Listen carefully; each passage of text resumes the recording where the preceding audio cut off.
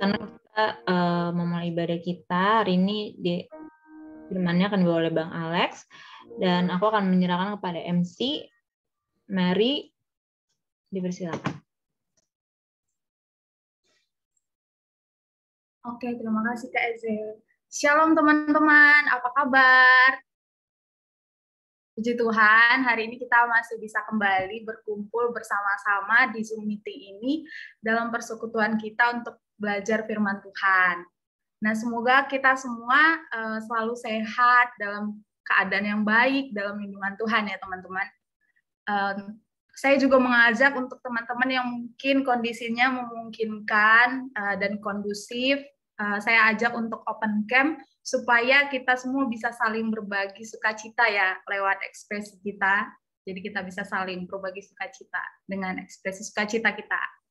Nah, teman-teman, persekutuan kita hari ini akan membahas tema yang menarik, yaitu friendship evangelism, yang udah Kak Eze juga tadi singgung, atau bahasa Indonesianya itu penginjilan persahabatan. Kalau di Jarkom itu bahasa kekiniannya penginjilan dalam dunia pebestian gitu lah ya.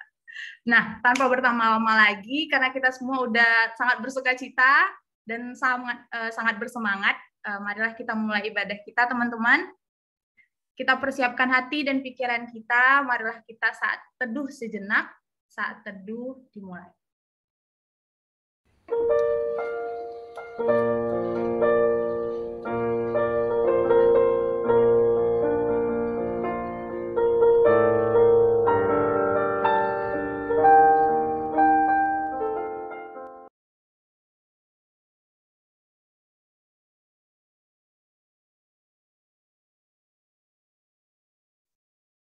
Marilah kita berdoa.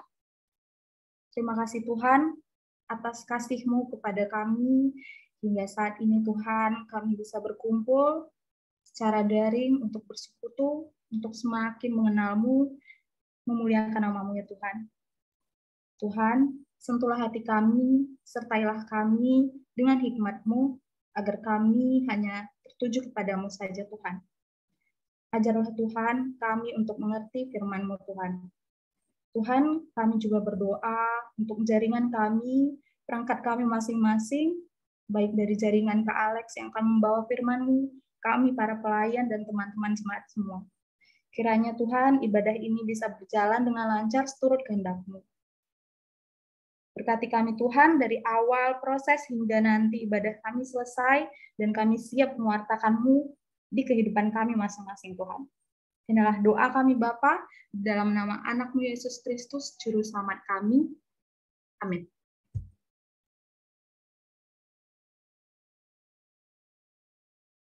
Nah teman-teman, kasih Allah oleh penebusan Yesus di kayu salib menyempurnakan kita dari dosa yang kita perbuat oleh segala kekurangan kita. Di Bible Study kita sebelumnya, kita memahami bahwa dunia ini pasti menolak kita dalam perjuangan kita untuk membayar harga dan ikut memikul salib bersama Tuhan. Dunia akan membenci kita karena mereka mungkin tak mengerti mengapa kita begitu mengasihi Tuhan kita. Namun teman-teman, marilah kita tetap kuat karena Tuhan menyertai kita, Dia adalah pilihan terbaik kita. Marilah kita angkat lagu pujian, Kau pilihan terbaik.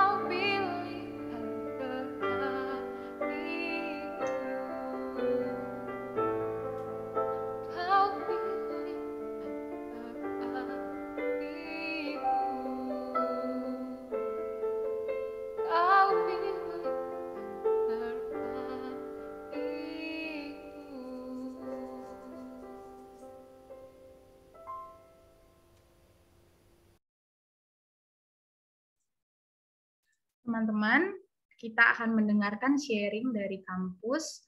Kepada yang bertugas dipersilakan.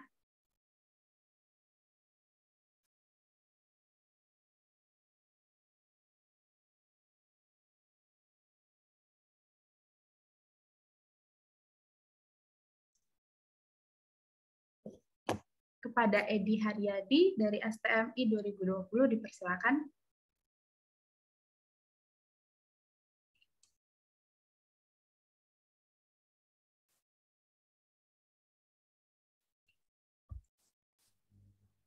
Ya, terima kasih untuk Kak Mari atas kesempatannya.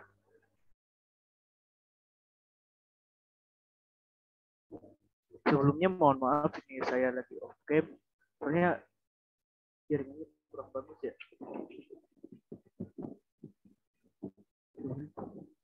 Untuk sharing hari ini dari kampus Politeknik STMI Jakarta, saya Edi Haryadi Sinaga, otomotif angkatan 2020. pertama itu untuk PMK di STMI ada satu orang yang jauh dari kami sendiri, baik itu secara responnya kurang ketika dihubungin dan kurang berpartisipasi juga dalam rapat yang dilakukan oleh PMK juga. Mungkin ini karena banyak kan online dan juga belum pernah bertemu sama pengurus, masih kurang kompak. Jadi kesulitan buat PMK STMI. Sulit membangun relasi dan menjangkau juga karena slow respon. Jarang chat dari pengurus juga, sudah dichatin berapa kali itu kurang direspon. Mungkin dia tahu harus memutuskan kuliah, tapi juga jangan lupa untuk kalau dia punya organisasi. Yang kedua itu ada anggota kelompok kecil yang sudah lama nggak ada kabar, mulai dari semester 2 ini angkatan 2020. Kemarin dia sempat cuti dari kampus, jadi sampai sekarang nggak ada kabar lagi, dan ini sedang di follow up juga sama di kelompok kecil di PMK STMI Jakarta.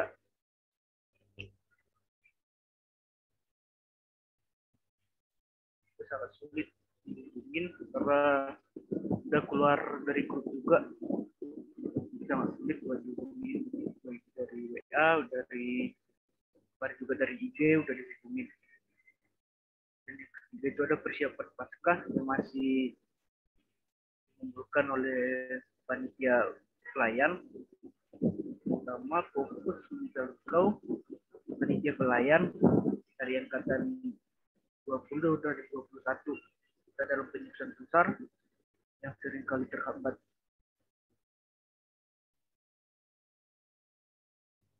Itu ada pengurus angkatan 2019 yang saat ini sedang menjalankan prakerin atau praktek kerja industri bersama-sama berjuang untuk bisa membagi waktu antara prakerin dan PMK juga. Dan untuk prinsip kelompok kecil angkatan 20 yang lagi struggle antara tugas akhir dan pelayanan sebagai PKK. Ini banyak PKK dari angkatan 20 yang susah menjangkau AKK-nya karena sulit mengatur waktu juga buat kelompok kecil lagi sama PKK-nya, dan juga PKK-nya yang ingin mundur sebagai PKK juga. Dan yang keenam itu ada kesibukan perkuliahan di politik perkuliahan yang membuat susah mengatur waktu antara pengurus juga. Lagi sekarang kuliahnya itu hybrid, jadi ada sebagian yang offline di kampus, ada yang online, ada juga yang dibagi jadi 2 sesi. Dan ini membuat pengurus kesulitan untuk mengatur waktu dalam rapat ataupun dalam pertemuan. Oke, itu saja dari saya. Terima kasih.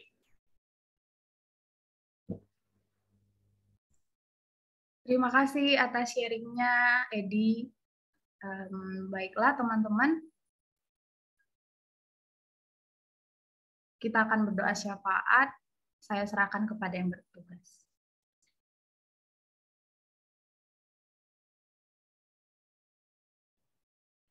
Oke, Shalom Kakak Abang dan teman-teman semua. Jadi sebelum kita bersatu dalam doa syafaat, ada beberapa hal yang mau didoakan, yaitu pokok doa Nusantara. Jadi yang pertama ini ada beberapa waktu yang lalu tentang MotoGP Mandalika yang baru saja selesai dilaksanakan di Nusa Tenggara Barat gitu ya.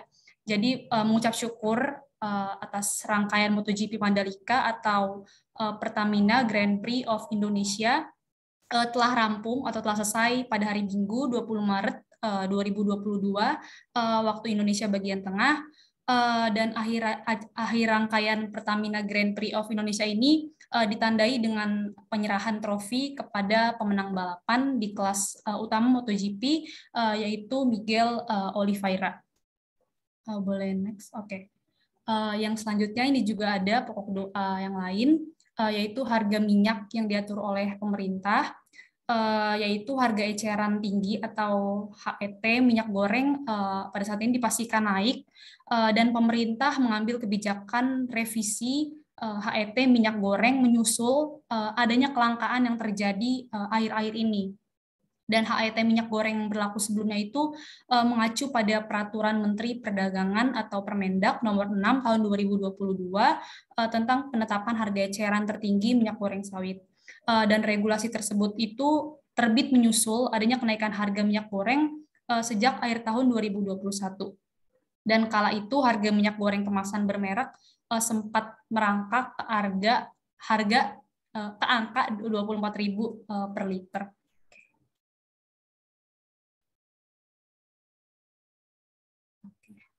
Oke, jadi mari kita bersatu di dalam doa. Aku izin off cam.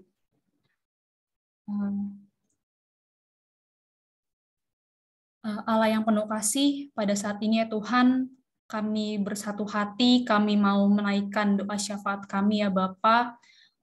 Kami mau berdoa ya Tuhan untuk pokok-pokok doa dari kampus STMI ya Tuhan, yang menitipkan ya Bapak beberapa pokok doanya pada hari ini. Mau berdoa ya Tuhan untuk para pengurus MK di STMI yang mungkin ada beberapa pengurus yang responsnya kurang atau mungkin sulit dihubungi. Kiranya Engkau berkati agar setiap mereka yang sampai saat ini masih sulit dihubungi, Engkau gerakan hatinya ya Bapa, dan berkatilah juga untuk para pengurus yang melayani agar Engkau selalu berikan semangat untuk bisa menjangkau ya Bapak beberapa mahasiswa yang kurang bisa dihubungi tersebut ya Tuhan. Dan mau berdoa juga untuk AKK yang juga sampai saat ini masih belum bisa dijangkau karena sulit ya Tuhan mendapatkan kabar dan juga sulit menghubunginya. Kiranya Engkau juga berkati ya Tuhan lebih lagi agar pengurus mau selalu semangat ya Bapak dalam menjangkau AKK tersebut. Dan mau berdoa juga ya Tuhan untuk persiapan Paskah dalam pergumulan untuk pelayan-pelayan yang melayani, dan juga untuk persiapan ya Tuhan, untuk persiapan acara dan apapun itu, kiranya Engkau yang menyertai ya Bapak agar pada saat ini persiapan yang dilakukan hingga nanti acara Paskah dan juga selesai acara Paskahnya boleh berjalan dengan lancar tanpa ada kekurangan suatu apapun. Dan mau berdoa juga untuk pengurus yang mungkin ada bentrok antara jadwal kuliah dan juga dalam pelayanan di ibadah. Kiranya Engkau berkati ya Tuhan, agar kiranya setiap pengurus dan juga mahasiswa boleh dapat membagi waktu dengan baik ya Bapak untuk melakukan persekutuan.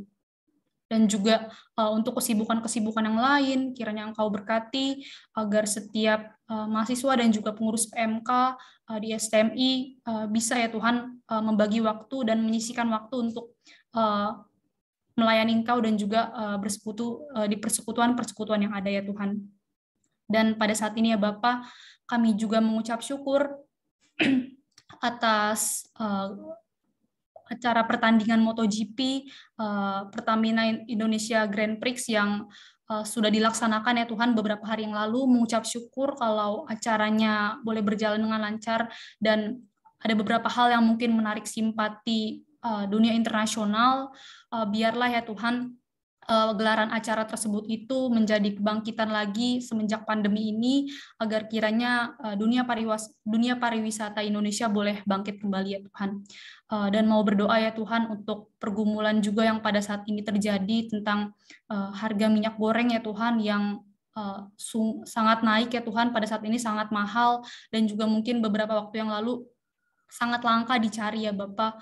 Kiranya Kau berkati agar pemerintah ya Tuhan dalam setiap kebijakannya itu boleh lebih bijak lagi ya Tuhan, dan lebih berhikmat lagi ya Bapak, agar kiranya setiap kami, setiap masyarakat tidak mengalami kesulitan yang lebih lagi ya Tuhan. Kami menyerahkan juga ya Bapak untuk acara-acara ibadah dan juga acara ibadah kami yang selanjutnya agar boleh berjalan dengan lancar dan dijauhkan dari mara bahaya apapun. Di dalam nama Tuhan Yesus, kami minta ampun ya Bapa atas setiap dosa dan kesalahan yang kami perbuat. Terpujilah Engkau sampai selama-lamanya Tuhan. Amin.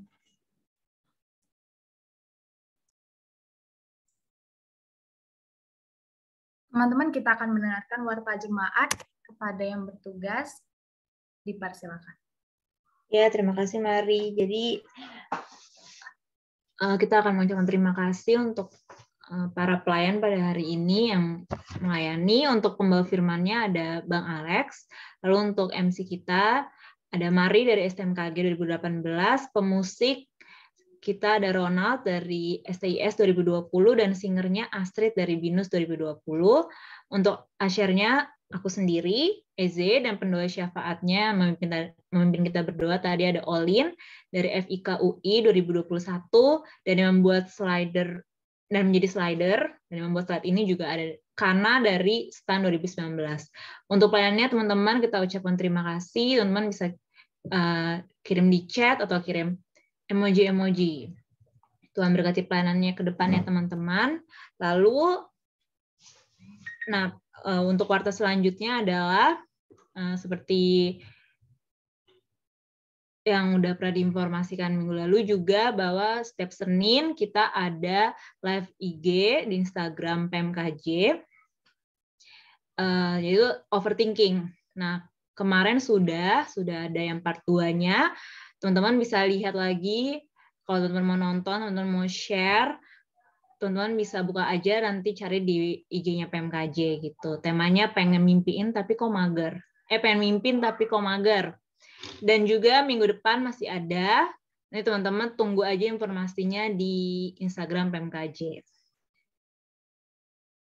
Ya, next. Nah, ini juga teman-teman penting juga. Jadi teman-teman nanti teman-teman akan dapatkan formulir Google, dan itu teman-teman silakan isi biodata teman-teman secara pribadi, dan juga mohon di-share juga untuk teman-teman di grup pengurus atau grup pengurus maupun ya untuk data jemaat PMKJ, dan juga ada survei yang teman-teman dimohon sekali untuk isi untuk kegiatan-kegiatan di luar Bible Study kita, yaitu kegiatan pembinaan. Nah, untuk menunjang, untuk mendukung pelayanan teman-teman, kita pengen lihat nih dengan mengisi survei gitu. Jangan lupa diisi ya teman-teman, nanti akan di-share. Lalu, nah ini juga, jadi kalau misalnya teman-teman buka di Instagram, biasanya ada Linktree, teman-teman bisa cari untuk melihat beberapa hal ini. Nah, ada bulletin Hemia, teman-teman bisa share, bisa isi untuk menyemangati teman-teman yang lain, dan juga ada rekaman Bible Study. Rekaman Bible Study mungkin yang belum bisa ikut atau yang sangat menikmati dan pengen share atau pengen disimpan, teman-teman bisa cari di rekaman Bible Study-nya, di Bible Study di Linktree, atau teman-teman bisa cari aja di YouTube Perkantas Jakarta. Dan minggu depan kita akan bertemu lagi. Nah, kita kan sekarang kita lagi ada di yang nomor 10 ini, pertumbuhan seorang murid. Nah, kita akan melanjutkan materi ini minggu depan. Bentuknya adalah PA berhala hati. Jadi teman-teman jangan lupa untuk datang dan juga diajak untuk teman-teman yang lainnya ya. Baik. Oh ya, nah jadi nanti kan kita ada firman, nah karena bentuknya seminar, jadi kita bisa tanya-tanya, teman-teman bisa tanya-tanya ke Bang Alex, bisa ajukan aja pertanyaannya nanti di link ini atau yang udah dikirim sama Daniel di chat. Oke, terima kasih teman-teman. Aku kembalikan kepada Mari. Terima kasih kepada Kak Eze atas warta-jemaat yang disampaikan. Teman-teman, Alkitab berkata bahwa kita semua adalah satu tubuh di dalam Yesus. Seperti yang kita pelajari dalam Bible Study minggu lalu, kita semua memiliki kekurangan dan kelebihan masing-masing. Dan dengan itu semua kita memiliki peran masing-masing menjadi ranting-ranting dalam satu tubuh Tuhan Kristus. Namun, satu hal yang pasti dalam setiap peran kita adalah bahwa kita adalah terang dunia. Bahwa apapun pekerjaan dan bidang kita, panggilan kita adalah mengutamakan pekerjaan Tuhan. Memikul salib bersama Yesus, kita menggenapkan visi Allah bersama-sama. Agar setiap manusia mengenal Tuhan, dan hanya nama Tuhan yang termulia di dunia ini. Jadi teman-teman, marilah kobarkan api semangat kita, marilah kita angkat pujian menjadi terangku.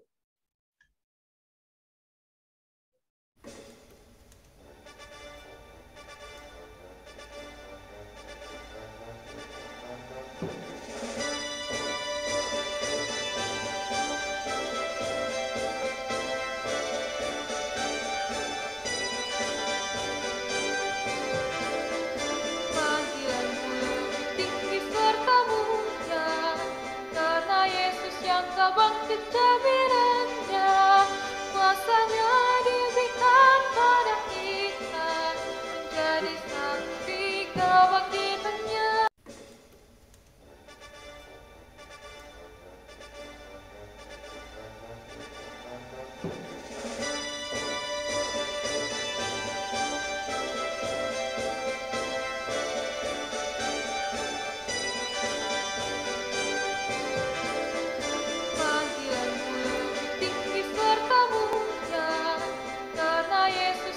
Bangkit demi rendah, kuasanya diberikan pada kita, menjadi saksi kebangkitannya. Mari utamakan pekerjaan Tuhan, menggenapkan rencananya yang sempurna. Keluarga dan kerja dipakainya, menjadi terangnya memuliakannya. Oh sungguh bahagia mereka yang setia, menaburkan Injil keselamatan di dunia yang menolak Tuhan. Jadilah terangku, bersaksi bagiku, dan memikul salib rela ikut Tuhanmu.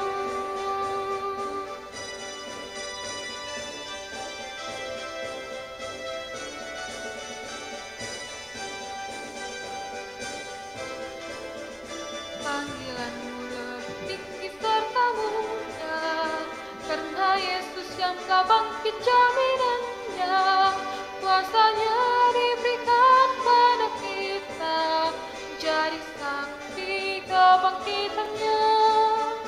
Mari utamakan pekerjaan Tuhan, menggenapkan rencananya yang sempurna.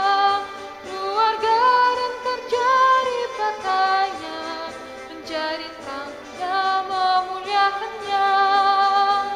Oh sungguh bahagia mereka yang setia, menaburkan Injil keselamatan di dunia yang menolak Tuhan. Jadi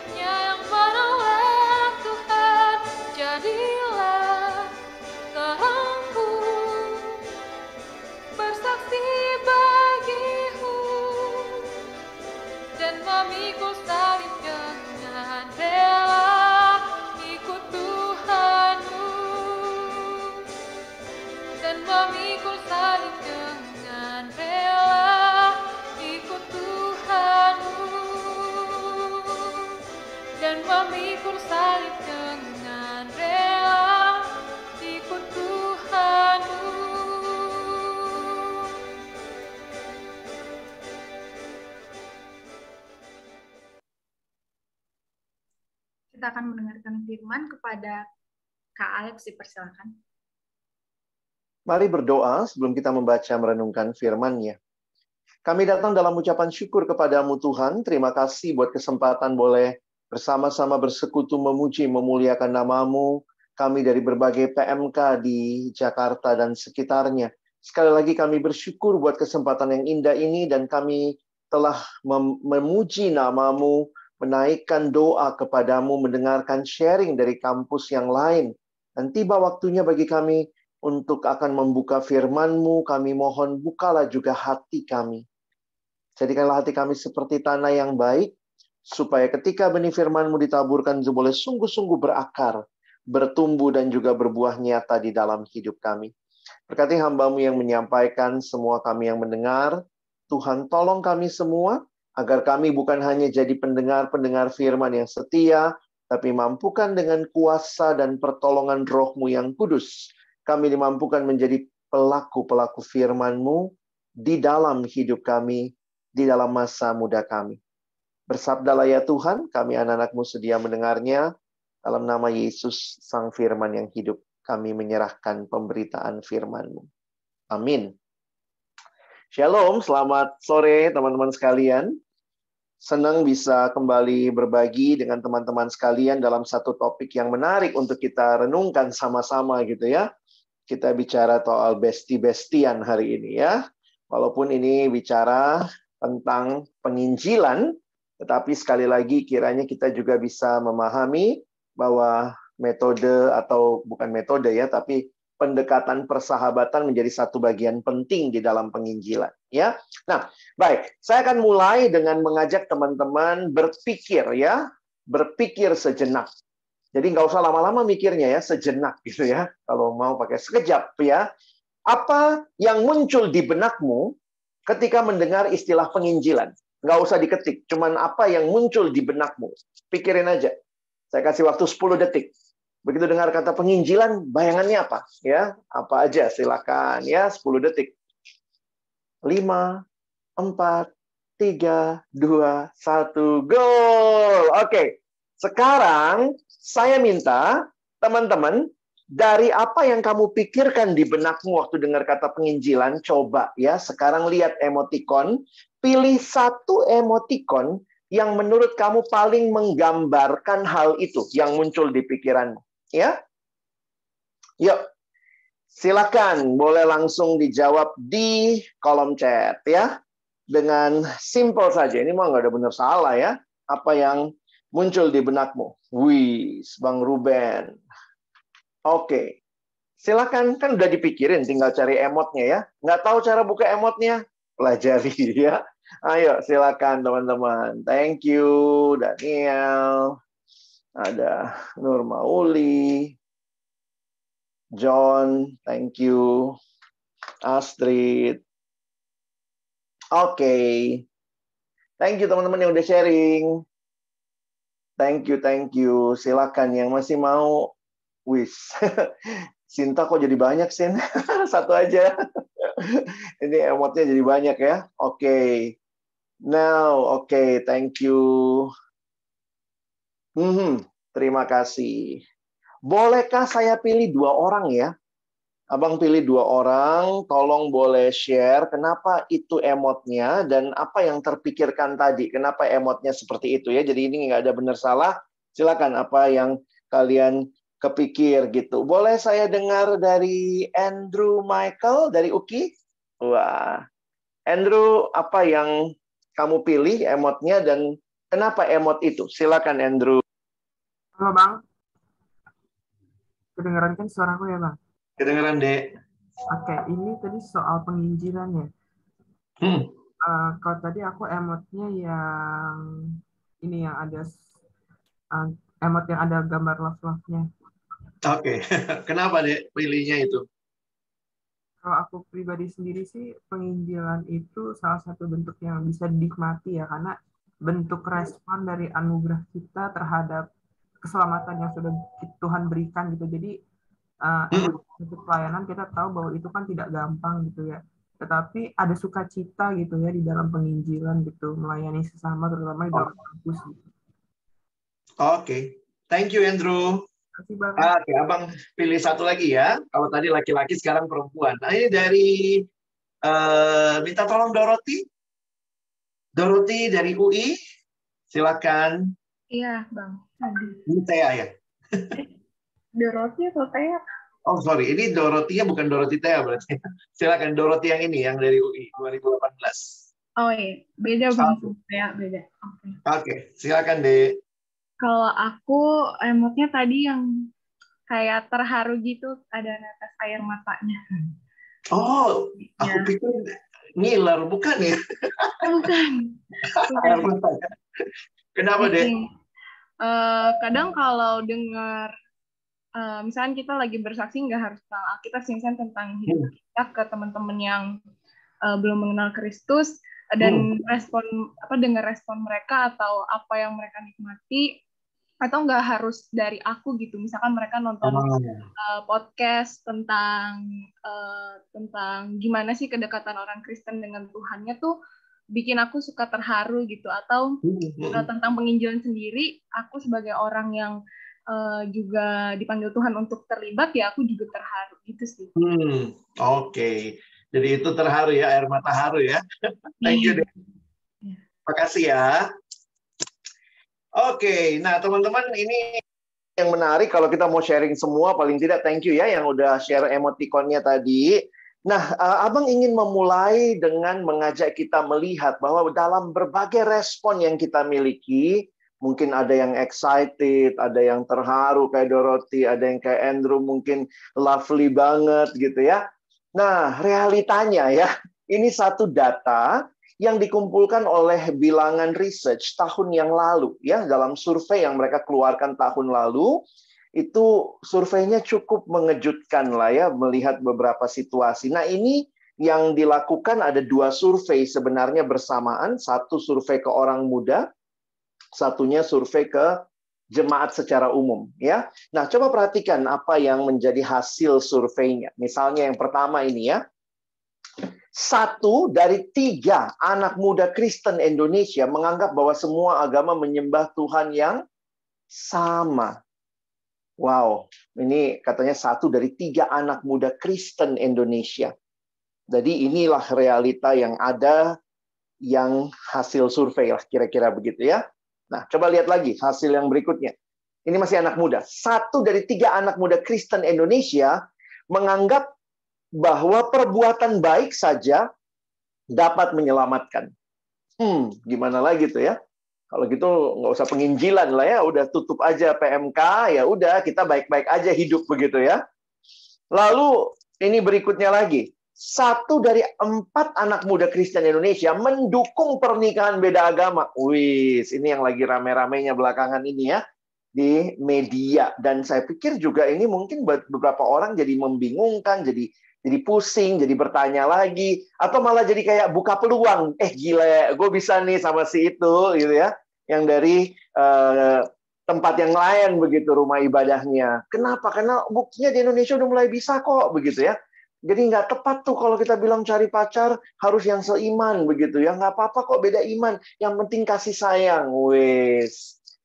Nah ini gimana kalau kita menghadapi realita-realita seperti ini? Dan ada satu lagi, atau mungkin ada 2 lagi deh ya. Nih, 1 dari 2 orang Kristen, kalau tadi anak muda, sekarang umum. 1 dari 2 orang Kristen, kalau kalian mau nanya, itu berapa sih respondennya Bang? Lihat tuh sebelah kiri ya. Ini dilakukan survei dengan responden 1.137 orang. Jadi saya pikir surveinya cukup valid dan mewakili. 1 dari 2 orang Kristen Indonesia tidak aktif memberitakan Injil kepada orang lain dalam 3 bulan terakhir. Kita masuk di situ nggak ya? Nah, ini cukup menyedihkan ya. Lanjut. 1 dari 5 orang Kristen Indonesia menganggap bahwa penginjilan kepada teman adalah hal yang tidak baik. Ya udahlah, kita tutup doa aja ya seminarnya dalam nama Yesus, amin gitu ya. Habis realitanya ternyata mungkin bukan kita bicara friendship evangelism-nya duluan gitu ya.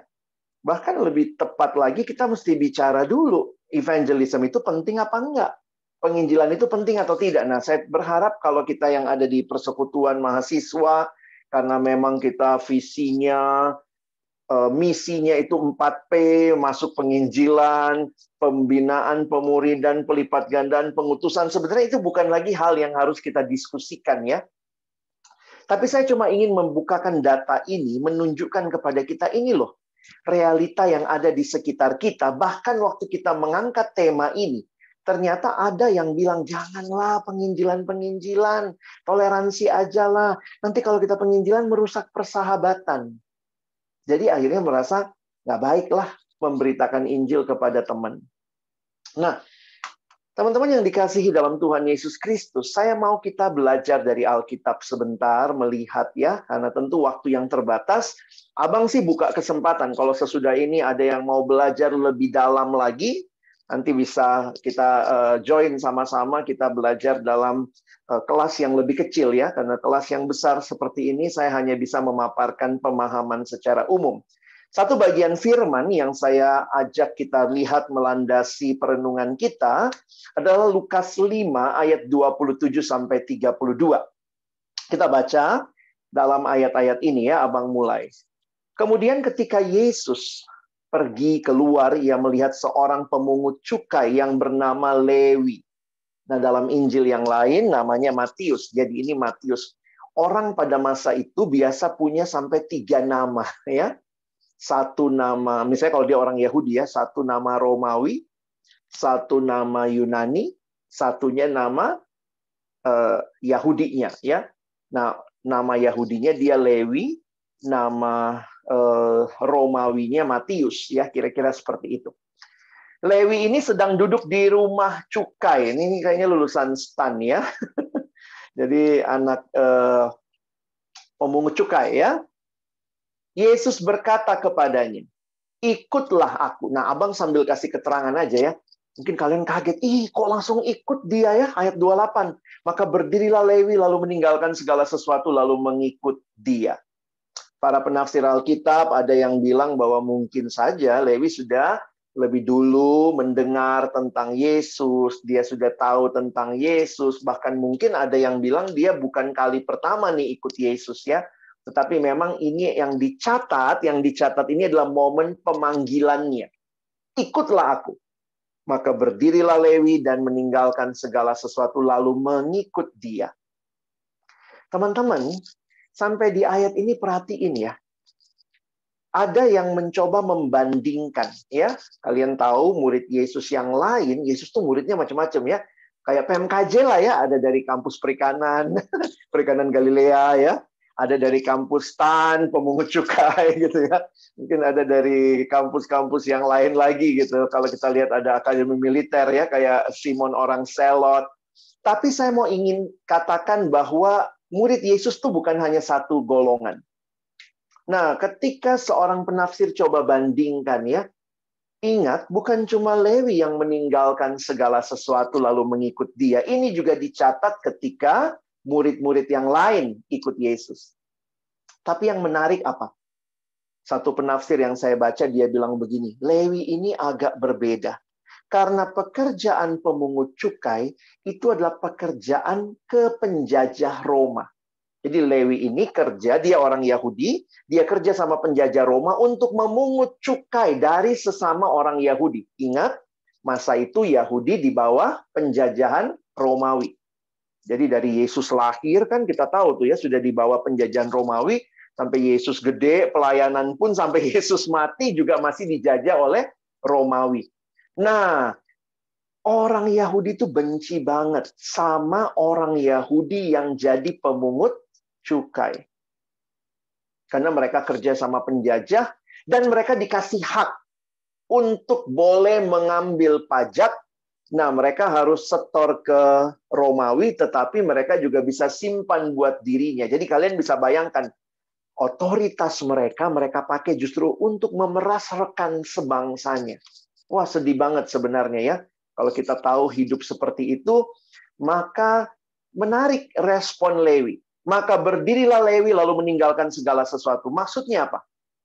Penafsir ini bilang begini, kalau murid-murid nelayan yang lain, maka mereka tinggalkan segala sesuatu. Tapi kalau satu waktu nih, nggak punya kerjaan, bisa lagi balik jadi nelayan ya.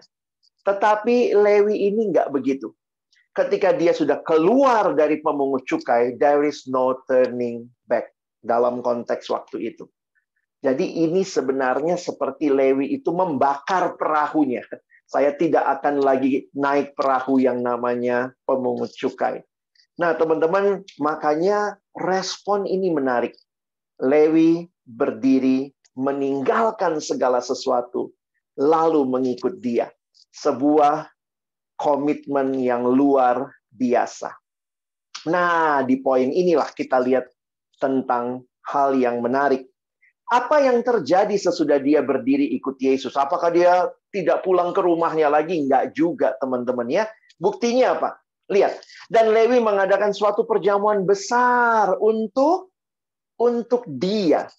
Jadi dia membuat perjamuan besar untuk Yesus di rumahnya. Dan sejumlah besar pemungut cukai dan orang-orang lain turut makan bersama-sama dengan dia. Teman-teman, waktu saya renungkan kalimat ini jadi menarik ya. Kenapa? Karena Lewi mengadakan perjamuan besar untuk Yesus. Tetapi dia juga ada teman-temannya yang datang. Jadi siapa yang mengundang kira-kira? Hampir pasti bukan Yesus. Yesus mungkin nggak tahu banyak pemungut cukai. Siapa pemungut cukai yang mengundang sesama pemungut cukai? Ya Lewi. Dia mengundang mereka makan. Dan makannya menarik. Bukan dengan Lewi. Tapi dengan dia, dengan Yesus. Siapa yang paling efektif memperkenalkan Yesus kepada pemungut cukai waktu itu? Sesama pemungut cukai. Siapa yang paling efektif memperkenalkan Yesus kepada sesama mahasiswa? Yaitu para mahasiswa. Siapakah yang paling efektif menjelaskan, memperkenalkan tentang Yesus kepada sesama orang yang dalam satu profesi, ya teman seprofesinya. Jadi bagi saya menarik ya, ketika Lewi berjumpa dengan Tuhan, maka di dalam hatinya timbul kerinduan supaya teman-temanku pun kenal Tuhan. Apakah ini pesta perpisahan? Mungkin ya. Tetapi Lewi tidak sekadar membuat pesta perpisahan karena dia sudah bakar perahunya, dia tidak lagi pemungut cukai, tetapi pesta itu pun menjadi kesempatan yang dia pakai untuk memperkenalkan teman-temannya kepada Yesus. Nah, dan kalian bisa lihat ya, dalam Injil Lukas, Yesus bukan hanya kali ini ketemu sama pemungut cukai. Banyak kesempatan Yesus juga ketemu sama pemungut cukai. Ya. Dan lihat respon orang Farisi, ayat 30. Orang-orang Farisi dan ahli-ahli Taurat bersungut-sungut kepada murid Yesus, katanya, "Mengapa kamu makan dan minum bersama-sama dengan pemungut cukai dan orang berdosa?" Teman-teman, waktu saya berpikir ini ya, sebenarnya gini loh teman-teman ya, harusnya mereka seneng ya, karena Yesus bisa melayani pemungut cukai, bukannya malah sungut-sungut. Yang mereka soroti Yesus makan dan minumnya. Mereka tidak melihat perjumpaan Yesus dengan orang Farisi dan dengan pemungut cukai itu. Teman-teman, satu tafsiran yang saya baca mengingatkan, hampir pasti pemungut cukai ini enggan datang ke rumah ibadat. Enggan datang ibadah. Kenapa? Mereka dibenci oleh sesama Yahudi. Jadi, di mana tempat menjangkau orang yang nggak pernah datang ke sinagoge? Waktu Yesus dapat kesempatan ini, orang Farisi ahli Taurat bukannya seneng, malah sungut-sungut. Nah, itu waktu saya merenungkan itu, menarik juga ya. Gimana temanmu? Pernah ketemu Yesus nggak? Kamu bisa nggak bawa mereka ke gereja? Mungkin susah ya. Kalau kamu tidak bisa membawa mereka ke gereja supaya mereka ketemu Yesus, maka kamu bisa datang kepada mereka. Karena kamu sama-sama mahasiswa, sama-sama satu kos, membawa Yesus kepadanya. Jadi, gereja itu bukan cuma gedung ya, tapi dirimu sebagai orang yang telah ditebus. Jadi menarik sekali respon orang Farisi, malah sungut-sungut. Perhatikan, Lalu jawab Yesus kepadanya, bukan orang sehat yang memerlukan tabib, tetapi orang sakit. Aku datang bukan untuk memanggil orang benar, tetapi orang berdosa supaya mereka bertobat. Kalimat aku datang bukan untuk memanggil orang benar, sebenarnya bisa kita kaitkan, karena Yesus ngomongnya ke siapa nih? Ayat 31. Lalu jawab Yesus kepada mereka. Merekanya siapa? Yang tadi, yang sungut-sungut. Ya, orang Farisi dan ahli Taurat. Menarik juga ya. Mereka sungut-sungutnya sama murid Yesus. Tapi siapa yang jawab? Yesus langsung jawab ya. Bukan orang sehat yang memerlukan tabib, tetapi orang sakit. Itu logika umum. Maka kalimatnya disambung. Aku datang bukan untuk memanggil orang benar atau orang yang merasa dirinya benar. Itulah Farisi ahli Taurat. Tetapi orang berdosa supaya mereka bertobat. Penginjilan persahabatan bisa kita refleksikan dari ayat-ayat ini, dari kebenaran ini yang menolong kita menghayati bahwa sebenarnya Tuhan Yesus membawa orang kepadanya, tetapi lebih lagi orang yang dibawa datang kepada Yesus membawa temannya kepada Yesus. Prinsip penginjilan persahabatan adalah prinsip yang seperti ini. Teman-teman, banyak metode penginjilan ya. Tapi beberapa metode saja yang saya lihat benar-benar jadi metode itu sudah kepada teknis ya.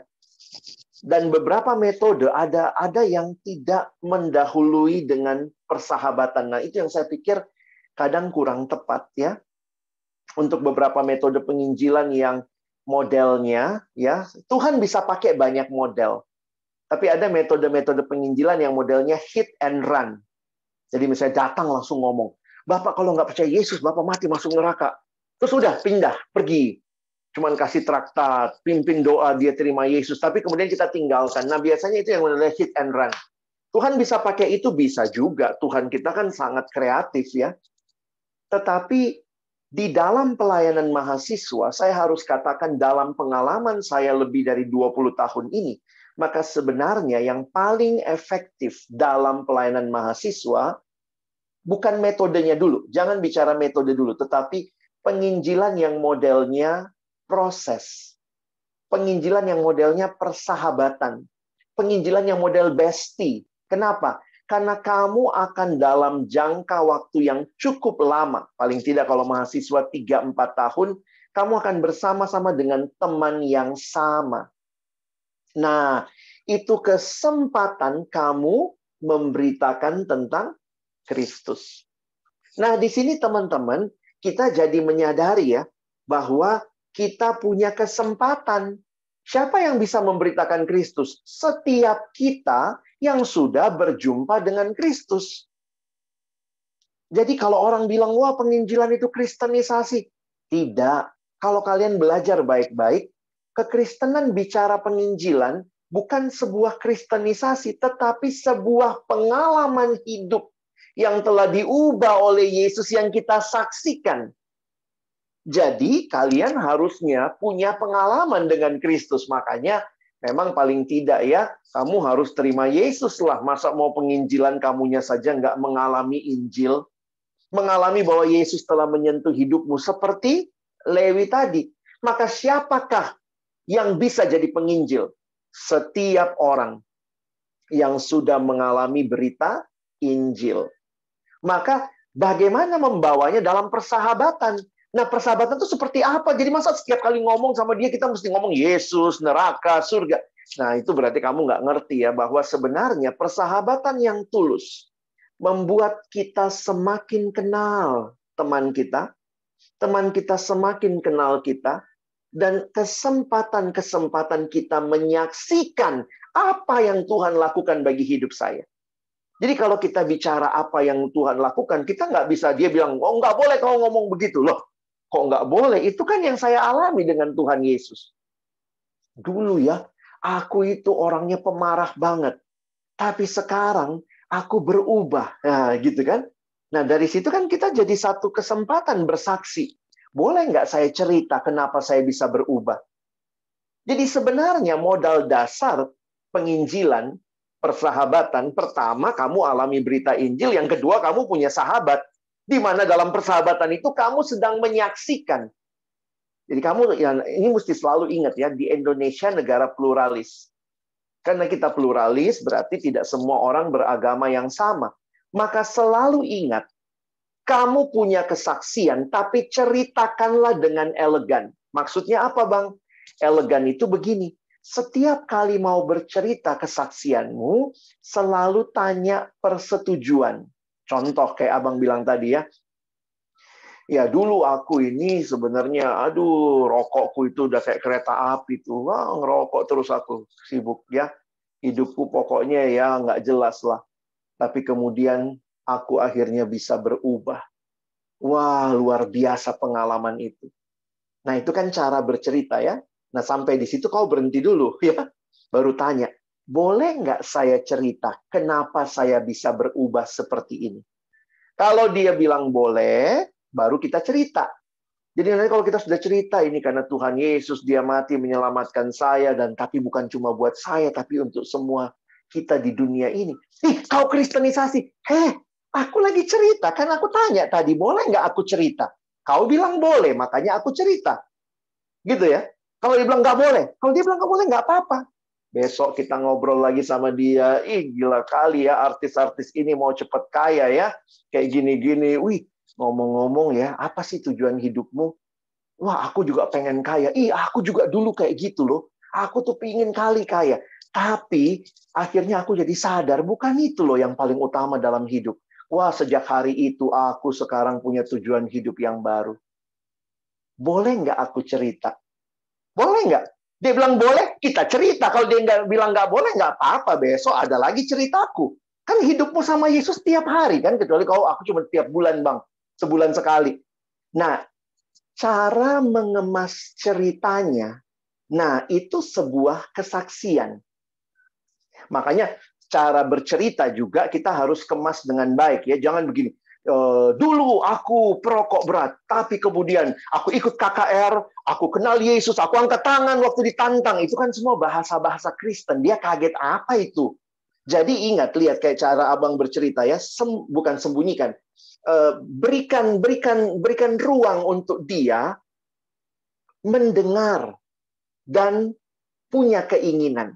Wah, ini di dalam penginjilan persahabatan ada satu teori yang disebut, ini teori tablet garam. Contohnya begini. Jadi kan kalau kalian pernah lihat kuda kan? Pernah lihat kuda ya? Jangan langsung lihat temenmu itu kayak kuda, Bang ya, enggak. Pernah lihat kuda ya? Nah, katanya kuda itu kalau mau disuruh minum air agak susah. Kalau kau tarik-tarik kepalanya, minum kau air, aduh susah. Dia akan sulit. Kalau kau paksa kepalanya mendekati air, mungkin kau yang ditendang.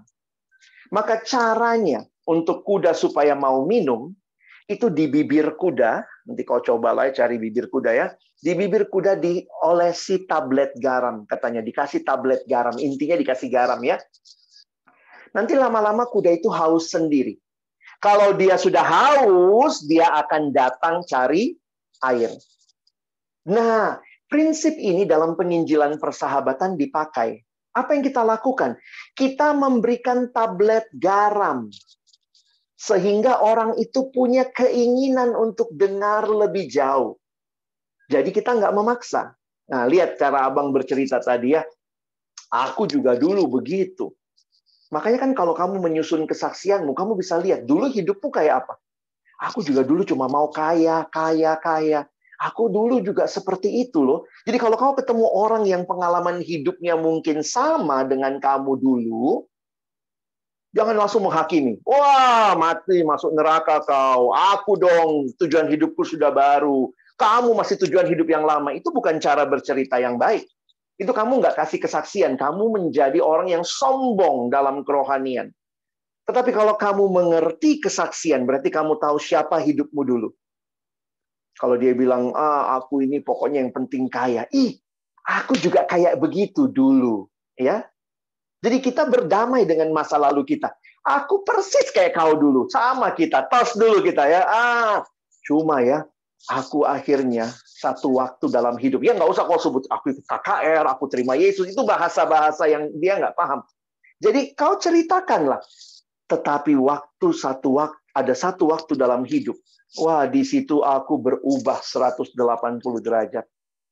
Sekarang bukan uang lagi lah tujuan utama. Aku butuh uang, tapi bukan uang tujuan utama.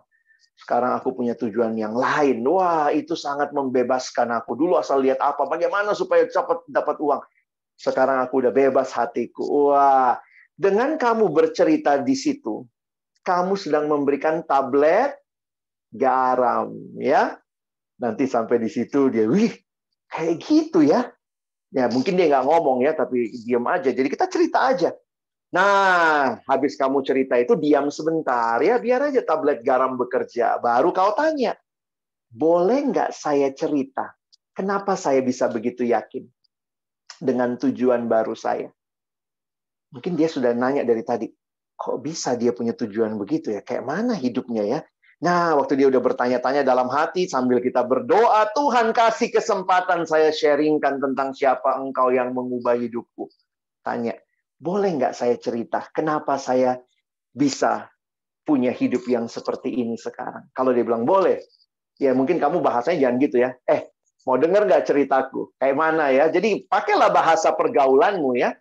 Nah, waktu dia bilang boleh, yuk kita cerita. Di situ kita cerita, mau bilang Yesus lah, mau bilang terima Yesus. Mungkin dia juga akan bingung, apaan sih itu? Oh, pokoknya waktu itu aku ikut acara, aku terima Yesus, aku dilayani, aku kelompok kecil. Di situ, ada kakak pembimbing, dia menolong aku, hidupku sekarang baru, dan seterusnya. Kalau dia bilang, kau kristenisasi? Enggak, aku lagi cerita. Kamu kan aku tanya tadi, boleh nggak saya cerita?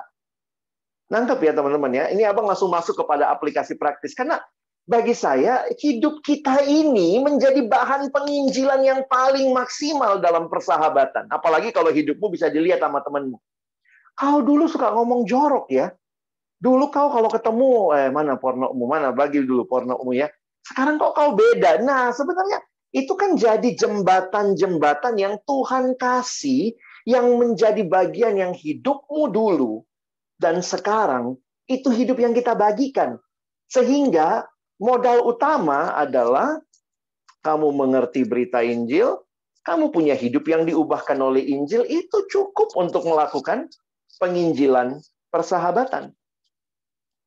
Kita sedang menceritakan hidup kita kok. Jadi jangan takut penginjilan mesti hafal 1, 2, 3. Penginjilan adalah menceritakan apa yang Yesus lakukan bagi hidupmu, yang kemudian mengajak orang lain, yuk, kenallah Yesus yang mengubah hidupku, karena dia juga mau mengubah hidupmu. Nah, abang kasih satu gambar lah ya. Sebenarnya saya jadi mengubah semua materi saya langsung secara singkat, bahwa penginjilan yang terjadi di dalamnya, kamu sedang menceritakan tentang apa yang kamu alami bersama Yesus. Ya, mungkin ini slide saya sebelum kita diskusi ya. Kalau orang pada takut penginjilan, sebenarnya makin saya mengerti, Injil itu kan apa yang kamu alami dengan Yesus. Dan menjadi sahabat adalah kamu juga mendengar ceritanya orang. Jadi jangan cuma kamu yang mau cerita. Ya nggak apa-apa kalau dia bilang di agamaku kayak begini. Oh nggak apa-apa, tanya. Seperti apa di agamamu? Oh begitu ya. Oh boleh. Kalau puasa itu harus full. Oh jadi kamu juga mendengar ceritanya.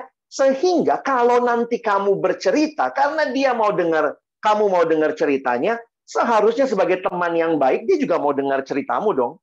Nah, cuma bagaimana mengemas ceritamu, ya itu yang abang bilang tadi. Ceritakan apa yang kamu alami bersama Yesus, ceritakan dengan baik, lalu kemudian cari kesempatan tablet garam dibagikan, dan siap ketika pintu untuk bersaksi dibuka. Boleh nggak saya cerita? Ceritalah di situ. Apa yang saya mau ceritakan? Ceritakan siapa Yesus. Yesus menolongmu, menghidup, yang mengubahkanmu. Aku bingung bang, kayak mana cerita tentang Yesus? Ya paling gampang pengakuan iman rasuli dan percaya pada Yesus Kristus, anaknya yang tunggal, Tuhan kita. Dia Tuhan kita. yang dikandung dari Roh Kudus, lahir dari anak darah Maria, yang menderita sengsara di bawah pemerintahan Pontius Pilatus, disalibkan, mati, dan dikuburkan, turun dalam kerajaan maut. Jadi kalau kamu nggak tahu siapa Yesus, ya itulah ya dalam pengakuan iman rasuli. Dan ketika persahabatan terjadi, kamu sudah menceritakan tentang Yesus, kamu cerita kesaksian hidupmu. Maka setelah itu, bagian Roh Kudus bekerja ya. Tentu Roh Kudus bekerja dari awal, tetapi kita nggak bisa maksa orang terima Yesus. Tapi kita menunggu waktu yang tepat, di mana kita pun akhirnya berkata, kamu mau kenal nggak Yesus yang mengubahkan aku? Nah itu butuh proses ya. Kadang-kadang ada yang takut, aduh nanti persahabatan kami rusak. Berarti kamu bukan sahabat. Kalau sampai ngomong hal mendasar dia marah, berarti kamu belum bersahabat. Kalau kamu sudah bersahabat mendalam, sebenarnya waktu dia dengar ceritamu, kau dengar ceritanya, kita saling menghormati dan bekerja di dalam anugerah Tuhan, Roh Kudus mengubahkan hati. Jadi sekali lagi penginjilan bukan step 1 ini, step 2 apa yang kau alami dengan Tuhan? Gospel travel at the speed of relationship. Jadi Injil itu dari mana atau bagaimana terjadinya atau bagaimana Injil bisa tersebar tergantung dari relasi-relasi yang kita bangun, atau dalam persahabatan itu, dalam relasi itulah Injil akan tersebar dengan maksimal ya. Nah, makanya yang Abang barusan sampaikan itu sebuah pendekatan, saya senang pendekatan ini ya. Evangelism as a story.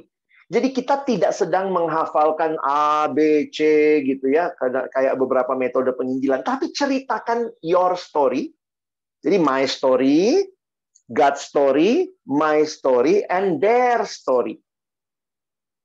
Apa sih yang Tuhan ubahkan? Kalau kamu sama-sama mahasiswa, berarti kita sama-sama sedang dalam sebuah perjalanan. Kita sedang berjalan bersama, mengikut Tuhan sebenarnya. Dan ingat, dalam setiap cerita, dalam setiap momentum hidup, ada 3 cerita yang sedang overlapping. Ceritamu, ceritanya orang lain, dan ceritanya Tuhan. Dan kamu menceritakan ceritamu dengan Tuhan, dengan kerinduan supaya mendengar ceritamu itu, orang itu pun akan berjumpa dengan Tuhan yang mengubah cerita hidupmu. Maka ini akan mewarnai ya. Gimana Bang, bisa nggak pakai medsos? Oh bisa, kamu bisa ceritakan di medsos kan? Apa statusmu hari ini? Jangan cuma bete gitu ya, cerita apa yang Tuhan lakukan buatmu. Terus kemudian dibawakan, ada pertanyaan, gitu kan? Nanti kalau orang bertanya, kamu respon bercerita Yesus segala macam, ya terserah kan, kamu nanya. Nah, kira-kira seperti itu ya. Nah, jadi Abang tidak mau berteori banyak, tetapi Abang cuma ingin menegaskan teman-temanku. Saya membayangkan PMK di Jakarta bukan cuma jago jadi event organizer penginjilan. Kalau mahasiswa baru masuk, kita cari pembicara, bikin Zoom-nya, bikin flyer-nya, bikin apanya. Kita tuh kadang-kadang cuma jadi I.O. penginjilan. Kerinduan saya, setiap kita yang mengalami Injil, kita jadi penginjil. Kadang-kadang kalau kalian undang, Bang Alex, mahasiswa baru kami masuk, Abang KKR ya. Yang memberitakan Injil kan sebenarnya saya, yang KKR, yang khotbah ya. Saya maunya tuh semua, gitu ya. Ayo, silahkan mau bikin KKR ada, tetapi tetap pengurus-pengurus, teleponin adik-adik kelasmu. Cerita satu hal hari ini. Aku waktu masuk kampus juga pertama, Dek, takut banget loh. Tapi ya kemudian aku dapat kekuatan dan banyak hal yang berubah dalam hidupku. Mulai aku cerita apa saja yang Tuhan lakukan buat aku. Mungkin juga Tuhan mau lakukan buat hidupmu. Cerita. Ceritakan apa yang Yesus lakukan. Dan ketika cerita kita overlapping, maka kalian bisa lihat waktunya ya, udah tepat nggak tantang terima Yesus. Jadi jangan cuma, kemarin Bang Alex tantang ada 50 anak terima Yesus. Saya rindu kamu menantang teman-temanmu. Yang adik-adik kelasmu ya, tantang mereka. Maukah engkau terima Yesus? Tetapi setelah kamu men-sharingkan apa yang kamu alami dengan Yesus, dan lihat, minta dengan kuasa Roh Kudus ya, dalam doa, betul-betul kamu, Tuhan berikan aku beban untuk mengasihi jiwa-jiwa ini. Oke? Jadi Abang berhenti sampai di sini dulu, dan kiranya pembahasan ini membuat kamu punya gambaran lah ya. Apa sih penginjilan persahabatan itu ya? Bukan sebuah metode, tetapi sebuah kehidupan yang sedang kita jalani dan kita bagikan. Dan itu sangat pas dengan mahasiswa yang berjalan bersama temannya. Ada yang nanya sama saya, jadi kalau dia nggak bertobat-bertobat, Bang, itu urusan Roh Kudus sama dia kan? Tapi kamu sudah lakukan bagianmu. Kamu tetap jadi sahabatnya, kamu tetap cerita tentang Yesus mungkin, atau dia lihat hidupmu berubah. Karena tidak semua kita ingat ya, yang membuat orang bertobat bukan cerita kita saja, tapi adalah Roh Kudus. Jadi ceritamu bisa Tuhan pakai. Kalau Tuhan belum mau pakai ceritamu dia bertobat, mungkin ceritamu sudah tertanam, firman Tuhan sudah tertanam, akan berbuah di waktunya Tuhan. Jadi kita jangan jadi orang yang merasa kitalah yang harus mempertobatkan orang lain. Tidak. Dulu saya suka mikir gitu, wah saya KKR 50 orang bertobat, wah angkat tangan. Tapi itu bukan karena saya, itu karena Tuhan. Saya hanya menceritakan apa yang Tuhan sampaikan lewat firman, dan ketika firman diberitakan Roh Kudus bekerja, ada hati yang terbuka. Maka siapa yang dimuliakan kalau ada yang bertobat? Bukan pembicaranya. Ya. Makanya ingat, penginjilan itu disiapkan dengan apa? Dengan lutut, berdoa, minta jiwa sama Tuhan. Kalau ada mahasiswa baru masuk penginjilan di kampus, kita berlutut, bukan cuma kadang-kadang kan gitu ya. Kita sibuk sama cari pembicaranya yang tipe KKR, tipe KKR. Pembicara udah kayak rumah juga ya, tipenya KKR. Kita tuh jago bikin KKR ya, tapi kita nggak jago penginjilan persahabatan. Ketemu sahabat, kita semua diem. Kita nggak tahu mesti cerita apa. Nah, di sini Abang mendorong kalian menjadi seperti Lewi. Ya, baik. Silakan kalau ada yang mau bertanya, kiranya ini juga bisa kita manfaatkan. Saya persilakan. Terima kasih sharing firman-nya dari Bang Alex. Mungkin kalau teman-teman ada yang mau nanya langsung, boleh kali ya, Bang? Iya deh, boleh. Ada juga yang di ini ya, silakan. Mana yang mau duluan? Saya coba jawab, mudah-mudahan waktu kita cukup ya. Mungkin dari yang paling atas dulu. Oke. Kalau kita sengaja, coba tolong dibaca deh, soalnya agak kecil dia, Bang. Oke. Kalau kita sengaja berteman dengan seseorang hanya karena mau penginjilan, itu baik nggak, Bang? Atau harus murni dulu kita berteman, baru selanjutnya kita penginjilan, gitu, Bang? Ya, ini pertanyaannya agak susah ya, telur ayam ya. Kalau kamu alami berita Injil, sebenarnya nggak usah terlalu dipikirin. Nanti kalau saya berteman, lalu saya penginjilan, itu menyatu dengan hidup. Jadi nggak usah dipisah-pisah. Bersahabatlah, dan ketika kamu bersahabat dengan wajar karena kamu sudah diubah oleh Kristus, maka Injil itu akan kamu sampaikan dengan hidupmu dan perkataan. Jadi saya lihat jangan sampai punya dikotomi ya. Penginjilan dulu, motivasinya baru bersahabat, itu jadi nggak tulus. Atau bersahabat tapi nggak penginjilan, itu jadi cuman kamu benar sahabat nggak? Kamu sudah ngalamin Injil nggak? Karena kalau kamu sudah alami Injil, maka Injil itu mengubah hatimu, mengubah hidup. Tadi saya baru cerita juga ya sama teman gitu. Walaupun ini sama-sama teman pelayanan, tetapi abang merasa gini ya, ketika saya saat teduh, Tuhan kayak ngajarin lagi hal yang baru, tuh saya jadi ingat ya. Ini bukan Alex yang lama. Alex yang lama tuh pemarah, suka emosi gitu ya. Terus tadi saya bilang sama teman saya, saat teduh saya belakangan bikin saya bisa menahan amarah gitu. Jadi sebenarnya saya pikir, saya punya berita untuk disaksikan. Dan dari mana itu? Dari kuasa Tuhan, firman Tuhan. Makanya apa yang kita jalani sama Tuhan itu, pembaharuan itu kan bukan cuma waktu kita bertobat berapa tahun lalu ya. Tapi terus. Dan itu jadi berita yang teman-teman dan saya bisa bawa. Mungkin gitu. Oke, mungkin pertanyaan berikutnya, Bang. Itu, Bang, gimana caranya biar dalam penginjilan kita tidak terlihat suci dan menggurui? Oke. Beberapa metode penginjilan memang tanpa sadar ya, khususnya maaf ini Abang karena saya ngajar mata kuliah penginjilan di STT ya, jadi saya juga melihat beberapa metode. Beberapa metode kita itu dari barat. Jadi metode dari barat itu maksudnya gini, kadang-kadang kalau penginjilan saya ngomong, kamu dengar. Misalnya saya lagi PI ke Mari ya. Nah, saya PI, nah Mari dengar tuh, diem. Jadi kesannya adalah saya paling tahu, Mari nggak tahu. Jadi itu juga bagi saya kurang pas ya untuk konteks Indonesia yang kita bersahabat. Kalau bersahabat, kita juga perlu dengar ceritanya. Saya juga perlu dengar cerita dia, untuk saya bisa membangun relasi dengan dia. Jadi, kalau saya mau dengar cerita dia, maka sebenarnya nggak ada tuh. Nggak ada kesan bahwa sok suci, sok tahu, sok benar. Tapi kalau saya mendengar cerita, dia mendengar cerita, kita lagi berbagi cerita. Ya, jadi ya mungkin, nah makanya abang pengen kalau ada yang tertarik, nanti kita bisa bikin kelas lebih kecil, kita belajar lebih jauh ya. Apa sih yang bisa kita lakukan? Tapi poin utamanya saya udah bilang tadi.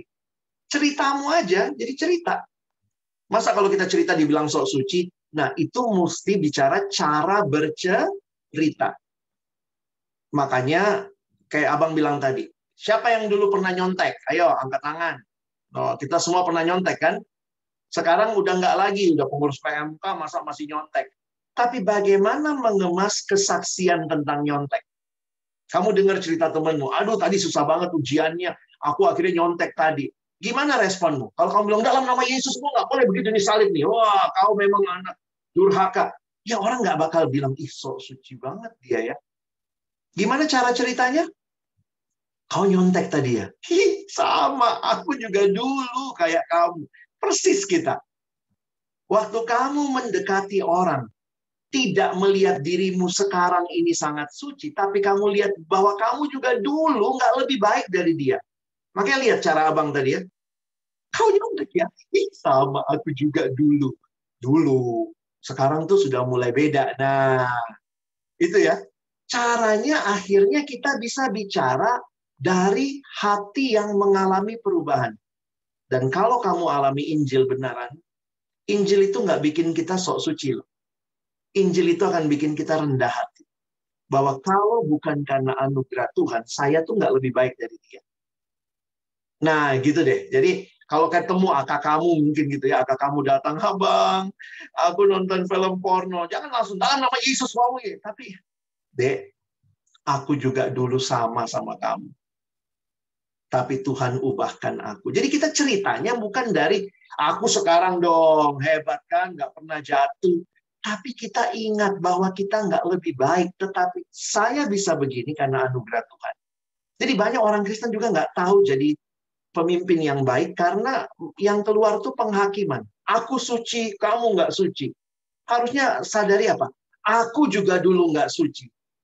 Sekarang bisa suci itu karena anugerah Tuhan. Karena itu, kamu punya harapan. Kamu jatuh dalam dosa, bisa berubah. Buktinya aku. Nah, begitu harusnya kesaksian. Bukan merasa diri, aku jauh lebih baik daripada kamu. Oke, terima kasih Bang penjelasannya. Mungkin yang selanjutnya itu ada, gimana Bang kalau pas kita penginjilan, dia nanya yang macam-macam, yang kita belum belajar tentang teologi. Nah, gimana itu? Apakah kita harus belajar dulu sebelum penginjilan? Numpang tanya. Kalau temanmu tanya yang kamu nggak tahu, kamu bilangnya apa? Poinnya gini loh, jangan kalian harus clearkan di pikiranmu, kita tidak datang sebagai penginjil, kita datang sebagai sahabat. Nah, kalau sahabat, temanmu, kamu punya teman nggak sih? Punya ya? Mari deh, mari kalau teman tanya, bagaimana perakiraan cuaca nih, BMKG nih. Terus kamu nggak tahu teorinya, apa yang Mari akan bilang sama dia? Lihat sumber dulu Bang, tapi kalau masih ragu, nanti saya kasih tahu. Bagus gitu. Nanti saya kasih tahu, atau mau nggak? Aku nanti cari bahan, kita baca sama-sama ya. Jadi kalau kita sebagai teman, nggak malu. Kalau nggak bisa jawab tuh nggak malu. Ini beberapa dari kita tuh suka merasa malu. Dia tanya teologi-teologi gitu, Bang. Aku kan nggak tahu, Bang. Loh, terus kenapa malu? Kan teman. Kecuali bukan teman ya. Dia dosen pengujimu, kamu ditanya nggak tahu ya, malulah kamu ya, nilaimu jelek. Jadi clearkan dulu, kita lagi bersahabat, sahabat-sahabatku. Kita nggak lagi jadi dosen teologi yang menjelaskan konsep apa Kalau belum tahu bagaimana? Bilang belum tahu. Ih, bagus sekali pertanyaanmu. Itu juga jadi pertanyaanku. Aku pengen belajar juga. Nanti aku punya kakak rohani, aku tanya ya. Nanti kalau aku udah tahu, aku ceritain ya. Kan kayak gitulah. Maksudnya, saya nggak tahu ya. Kalau kalian sungguh-sungguh bersahabat, waktu kamu nggak bisa jawab pertanyaannya, pasti sahabatmu juga paling ceng-cengin, Allah katanya pinter, katanya anak PMK, kok nggak tahu. Ya nggak apa-apa, bilang, kau juga emang kau tahu semua, coba aku tanya agamamu. Tunggu ya, nanti kita pelajari minggu depan. Teman-teman responi sebagai sahabat, jangan responi sebagai ahli teologi. Saya belum tahu tentang itu. Ya, saya sekolah teologi dulu 3 tahun, ya baru kita lanjut lagi penginjilan. Ya nggak selesai, teman-teman. Ya, oke, lanjut.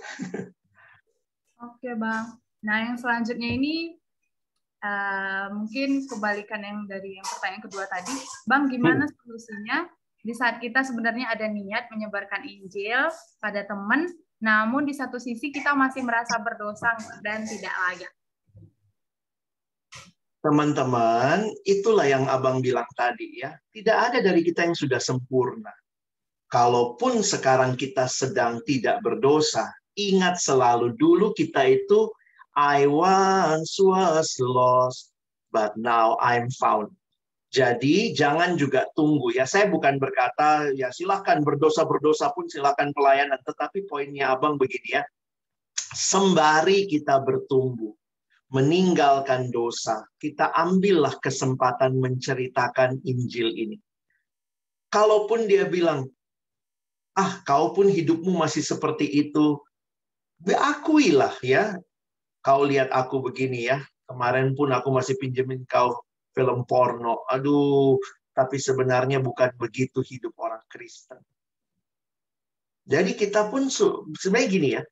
Kalau kamu sudah semakin bersahabat, kamu bisa ceritakan bukan hanya perjuangan gagal, tetapi perjuanganmu untuk bangkit.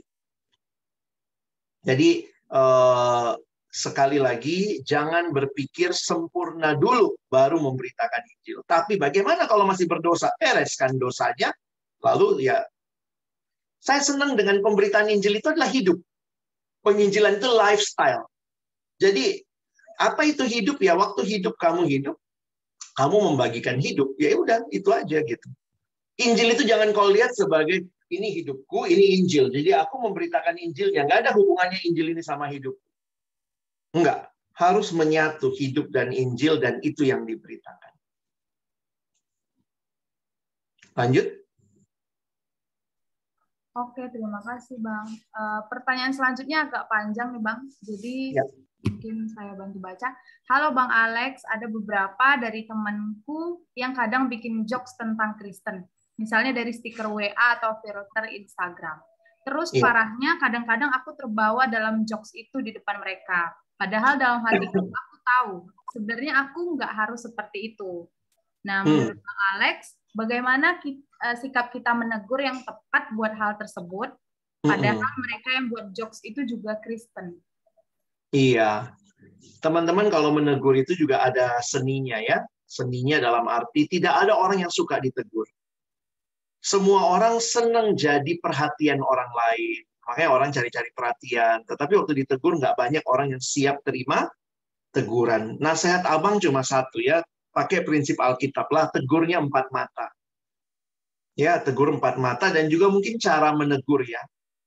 Stikermu itu lucu ya. Tapi kadang-kadang aku pikir bisa jadi sandungan juga ya. Kalau orang yang mungkin melihatnya seperti itu. Atau bilang aja jujur, stikermu waktu dibaca-baca lucu juga ya, tapi sebenarnya menurutku aku nggak terlalu sepakat ya. Jadi carilah cara, karena kalau kalian sahabat, maka teguran itu juga akan perlu waktu untuk dia terima. Kita kan susahnya ya, generasi kalian ini kan merasa bahwa saya yang paling benar, jadi kalau ditegur tuh merasa ya itu kan pendapatmu, ini kan pendapatku. Nah, saya lebih senang melihat bahwa setiap kali kita tegur-menegur, selalu kita ingat ya, pakai prinsip Roma 14, for my brother's sake. Jadi demi saudaraku ya. Tapi ingat ya, memang ya harus dikaji lah ya. Jangan tegur di dalam grup, takutnya itu membuat dia merasa kamu sok suci ya. Tapi tunjukkanlah kepada dia. Abang ini kan suka ngejokes ya. Dan kadang-kadang saya keceplosan gitu. Kakak saya tuh sampai hari ini ingat jokes yang abang cerita pertama mimpin kelompok kecil tahun 96. Dia ingat gitu apa yang saya cerita, dan ternyata itu ceritanya jorok gitu ya. Karena saya waktu itu pengen ngejokes aja gitu. Tapi akhirnya dalam anugerah Tuhan, saya ditegur AKK juga waktu itu. Dan akhirnya saya jadi berubah. Saya belajar clean jokes akhirnya. Saya senang baca clean jokes buat beli buku gitu ya. Karena saya suka ngejokes gitu. Jadi nggak apa-apa, ngejokes itu nggak dosa. Ya, Yesus tuh banyak ngejokesnya ya. Kalau kalian baca beberapa ayat tuh terbahak-bahak kita. Gile, jago banget Yesus jawabnya ya. Yang punya kaisar, kasih sama kaisar. Yang punya Allah, kasih sama Allah. Ya. Nggak boleh tahu ya Bang Ruben ya. Jokes saya banyak. Sebelum saya bertobat tuh jokesnya kotor-kotor semua lah. Ya, banyak gitu. Dan itu ya, itu kan terekam ya di belakang pikiran kita ya. Jadi kalau kita lagi tidak jaga mulut tuh tanpa sadar bisa keluar tuh ya. Hanya demi diterima orang, kita ngejok supaya orang senang sama kita. Padahal kan lihat juga kualitas jokesmu kayak apa. Lanjut. Baiklah, mungkin diberikan kesempatan bagi teman-teman yang ada di ya. bertanya secara langsung.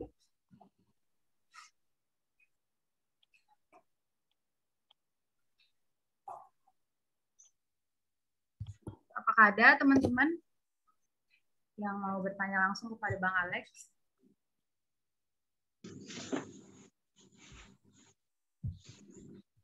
Mungkin cukup kali ya.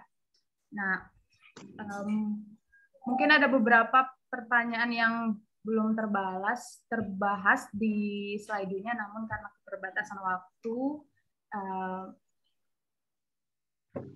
mungkin sampai di sini saja. Boleh nggak Abang minta sebentar respon? Saya juga butuh tahu ya, kalian dapatnya apa gitu. Setelah sesi ini, apa doamu ya? Kira-kira apa doamu? Coba dengan singkat kalian tulis di kolom chat, dan kita doain sama-sama ya. Nggak usah panjang-panjang. 1-2 kalimat pendek. Tuhan Yesus, tolong saya apa gitu ya. Mungkin lanjutkan aja kalimat ini. Tuhan Yesus, tolong saya titik. Setelah dengar ini ya. Nanti dari situ kita akan tutup doa sama-sama ya. Abang kasih waktu mungkin 1 menit. Teman-teman bisa secara spontan 1-2 kalimat singkat sebagai responmu di hadapan Tuhan ya.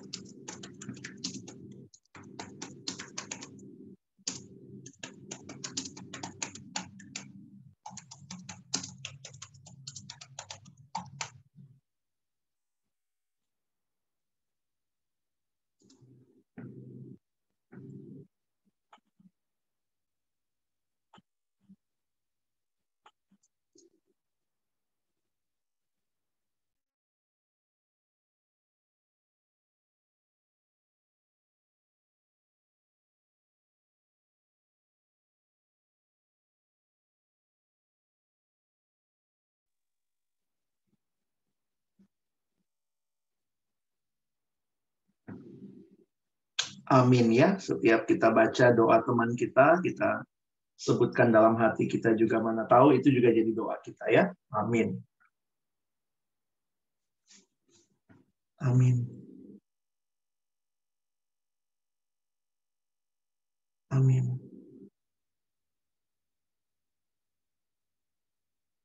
Amin.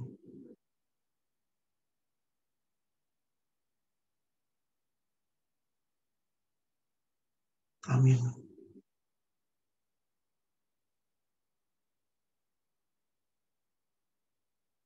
Amin.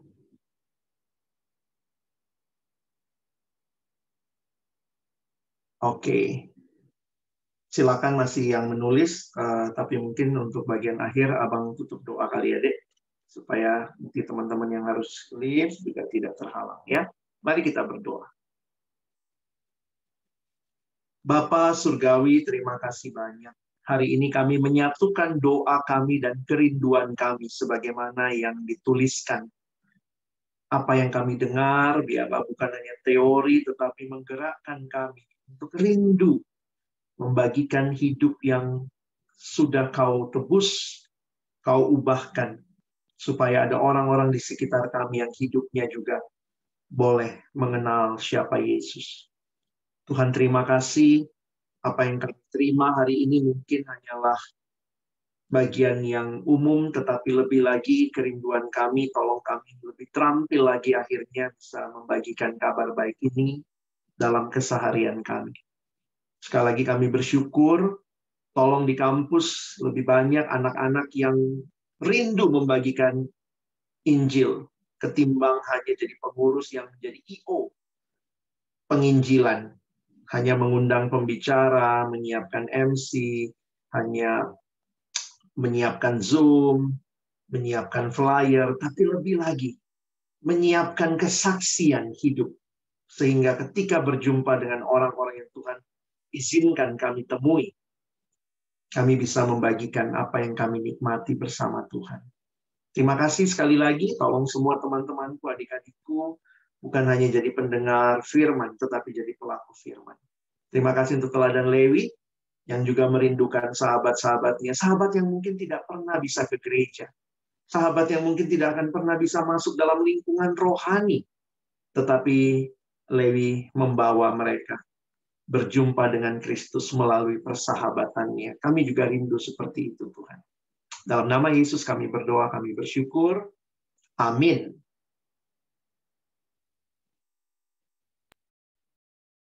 Terima kasih kepada Bang Alex atas pembahasan friendship evangelism-nya. Saya sebagai MC pamit undur diri. Sampai jumpa teman-teman di Bible Study selanjutnya. Tuhan memberkati.